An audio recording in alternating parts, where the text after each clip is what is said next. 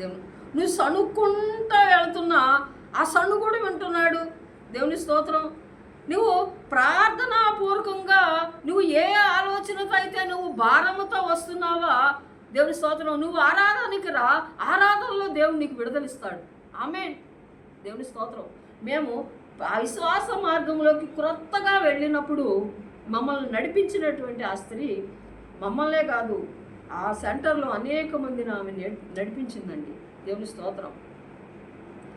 నాకు తెలిసి ఇంచుమించు ఒక 15 మంది, 20 మంది, 30 మంది దాకా కుటుంబ ప్రార్థనలకి, ఆరాధనలకి అలాగా మా ఏరియాలోంచి అలాగ గుంపులుగా వెళ్ళిపోయేవాళ్ళు. మేము నడుచుకొని వెళ్ళేటప్పుడు మేము మాట్లాడుకునే మాటలేంటో చెప్పమంటారా? దేవుని స్తోత్రం. దేవుని గురించే మాట్లాడుకునేవాళ్ళు. దేవుని స్తోత్రం. చూడండి, మనం ఏది మాట్లాడుకున్నట్టే అంటే ఆయన అంటాడు, 2-3 కూడిన చోట నేను ఉంటాను అంటున్నాడు.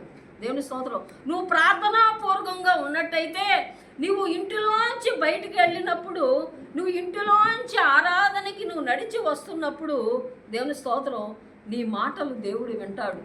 దేవుని స్తోత్రం. నువ్వు భారముగా నువ్వు మందిరానికి రా, నీ భారాలన్నీ దేవుడు తీర్చేస్తాడు. దేవుని స్తోత్రం.